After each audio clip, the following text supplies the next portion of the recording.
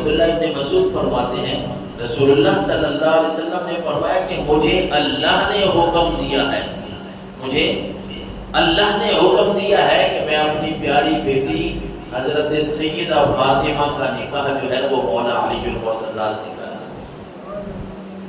یہ مجھے اللہ کا حکم ہے۔ اور یہ نکاح کتنا سادہ تھا، یہاں ہمارے لیے تربیت کی بات بھی ہے، صرف باتیں سننا یہ جذباتی ہونا اسلام کا یہ بھی مزاج نہیں ہے کہ اسلام ہمیں تربیت بھی دیتا ہے۔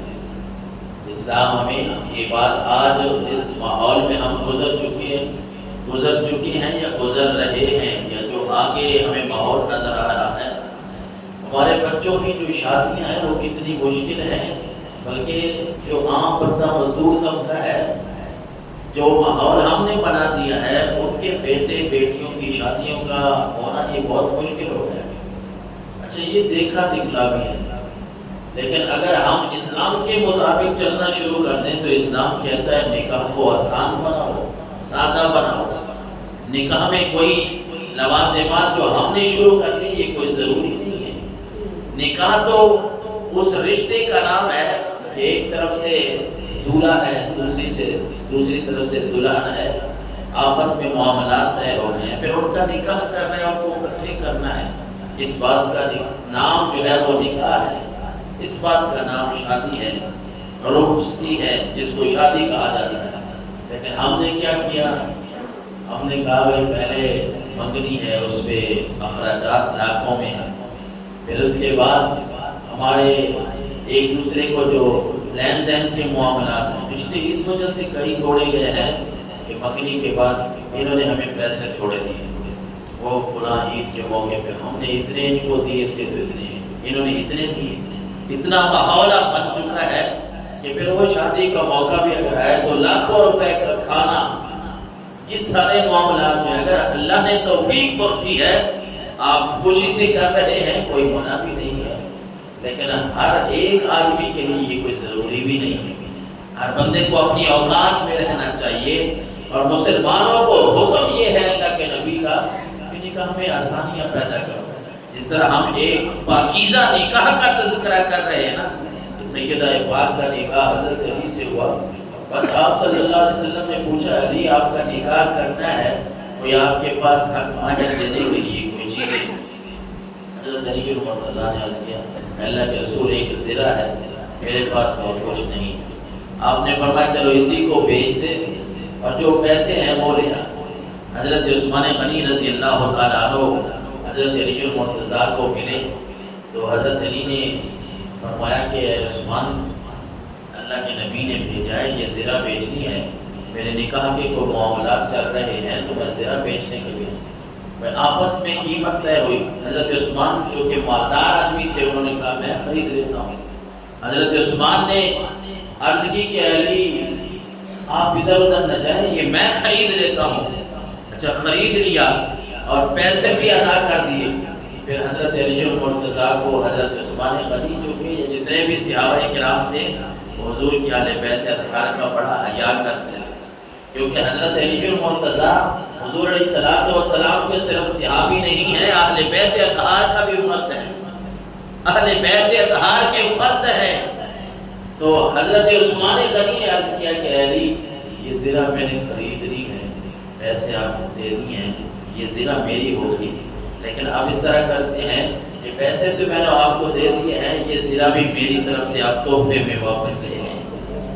اور اس طرح حضرت علی المرتضیٰ شیر خدا وہ پیسے جب واپس لے کے گئے، حضور علیہ الصلوۃ والسلام نے صحابہ کرام کو حکم دیا اب نکاح ہو رہا ہے سیدہ کائنات کا۔ سیدہ کائنات کا مطلب ہے پوری کائنات کی جو سردار عورت ہے، جو جنتی عورتوں کی سردار ہے۔ آپ ذرا توجہ سے بات سنیے گا، جس وجہ سے میں یہ اس بات کی طرف چل پڑا ہوں کہ ہمارا ماحول بہت بگڑ چکا ہے رشتے ناطے کے حوالے سے۔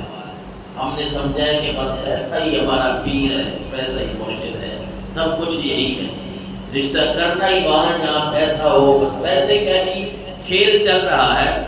یہ نہیں دیکھا جاتا کہ کوئی طہارت، کوئی پاکیزگی، کوئی دین وہ بیٹے میں یا بیٹی میں ہے کہ یا ہم شادی کو اور نکاح کو یوں آسان بنائیں کہ ہر مسلمان جو ہے وہ اپنے بیٹے اور بیٹیوں کے رشتے کر لے. نہیں، میں آپ کو اس نکاح کی بات کر رہا ہوں جس نکاح کا حکم اللہ تبارک و تعالیٰ نے دیا.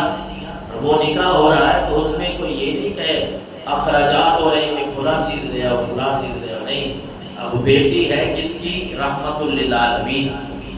اور آگے دولہا جو بننے والے ہیں وہ مولا علی المرتضیٰ شیر خدا ہے. حضور نے فرمایا کہ یہ پیسے جو ہے نا یعنی صحابہ کرام کو دیے کہ جا کے ضرورت کی چند چیزیں لیں، جس میں تکیہ تھا، کوئی پانی کا برتن تھا، کوئی کھانے پینے کے برتن تھے. تو یہ چند چیزیں تھیں. یہ جب لے آئے گئے میرے آقا علیہ الصلوۃ والسلام نے اپنی بیٹی کا نکاح حضرت علی المرتضیٰ سے فرما دیا. بس یہ شادی تھی، یہ نکاح تھا، پھر ولیمہ ہوا مختصر سا. تو اتنا پاکیزہ نکاح اور اتنا بابرکت نکاح یہ اللہ کے نبی صلی اللہ علیہ وسلم کی بیٹی کا ہوا. ہمیں بھی اس بات سے تربیت حاصل کرنی چاہیے نا کہ مسلمان ہیں، مولا علی المرتضیٰ کا نام لینے والے ہیں، حضرت سیدہ کائنات کا نام لینے والے ہیں، تو ہم بھی ان باتوں پہ عمل کر کے دکھائیں. اور جہاں تک اہل بیت اطہار کی شان کی بات ہے، مولا علی المرتضیٰ شیر خدا کی شان کی بات ہے، حضرت انس فرماتے ہیں، ترمذی شریف کی حدیث ہے 3206 نمبر پہ، حضرت انس فرماتے ہیں ان رسول اللہ صلی اللہ علیہ وسلم کان یمر بباب فاطمہ 6 اشہر اذا خرج الى صلاة الفجر يقول الصلاة يا اهل البيت الصلاة يا اهل البيت انما يريد الله ليذهب عنكم الرجس اهل البيت ويطهركم تطهيرا. حضرت انس فرماتے ہیں رسالت مآب صلی اللہ علیہ وسلم کا 6 مہینے تو یہ معمول رہا یا مولا علی المرتضیٰ کے گھر سے جب گزرتے فجر کی نماز کے لیے تو آپ دروازے کے اوپر کھڑے ہو کے اب بات تصور کی ہے، بات ذہن میں سوچنے کی ہے کہ گھر کس کا ہے؟ اہل بیت اطہار کا. اور جگانے کے لیے کون آئے ہیں؟ رسالت مآب صلی اللہ علیہ وسلم کو تشریف لائے. فجر کی جب آپ نماز کے لیے جاتے تو آپ آواز دے کے جاتے الصلاۃ یا اہل البیت، اے میرے اہل بیت اطہار کے لوگوں نماز کا وقت ہو گیا ہے. جن کو آقا کریم علیہ الصلوۃ والسلام نماز کے لیے بلائیں، نماز کے لیے جگائیں، وہ اہل بیت اطہار کا گھرانہ ہے. اور حضور کا تاج کائنات صلی اللہ علیہ وسلم ایک ایک بات، ایک آیت مقدسہ آیت شرع کے حوالے سے مشہور ہے، وَمِنَ النَّاسِ مَن يَشْرِي نَفْسَهُ ابْتِغَاءَ مَرْضَاتِ اللَّهِ. سورہ بقرہ کی آیت ہے 207 نمبر پہ. اس کا خلاصہ یہ بنتا ہے، اللہ نے فرمایا نبی آپ کے صحابہ میں سے کچھ ایسے لوگ بھی ہیں جو رب کی رضا کے لیے یوں سمجھ لیں کہ اپنے آپ کو ہی بیچ ڈالتے ہیں، رب کی رضا حاصل کرنے کے لیے اپنے آپ کو بیچ ڈالتے ہیں. اور مفسرین کا خیال ہے کہ یہ آیت مقدسہ اس وقت نازل ہوئی جب حضرت علی المرتضیٰ شیر خدا کی ہجرت کا وقت آیا. پہلا کیسے کہ آپ صلی اللہ علیہ وسلم دشمنوں کے نرغے میں تھے، دشمن کھڑے ہیں تلواریں لے کے، حضور وہاں سے ہجرت کے لیے جب نکلے تو حضرت علی المرتضیٰ کو حکم دیا کہ آپ میرے بستر پہ آ جائیں. اور یہاں یہ ہے کہ آپ نے پھر وہ جو مشہور واقعہ آپ نے سنا ہے کہ لوگوں کی امانتیں واپس کر کے پھر آپ نے مدینہ منورہ آ جانا ہے. اب یہ بات کرنے کے تو ایک بات ہے، یہ آپ نے سنی ہے، لیکن انسان اپنے دل پہ ہاتھ رکھے نا کہ جب دشمن انسان کو گھیرے میں لیے ہوئے ہو، جان کا خطرہ ہو، اور پھر اس جان کے خطرے کو مول لے لینا، اللہ کے نبی کی بات پہ عمل کر لینا کہ یا رسول اللہ ٹھیک ہے آپ جائیں، آپ کا حکم ہے، مجھے جان کی پرواہ نہیں ہے، میں آپ کے بستر پہ لیٹ جاؤں، میں آپ کے حکم پہ عمل کروں گا. مفسرین نے لکھا کہ حضرت علی المرتضیٰ شیر خدا رضی اللہ تعالیٰ عنہ نے اس بات پہ عمل کر کے دکھایا نا کہ جان کی پرواہ نہ کی.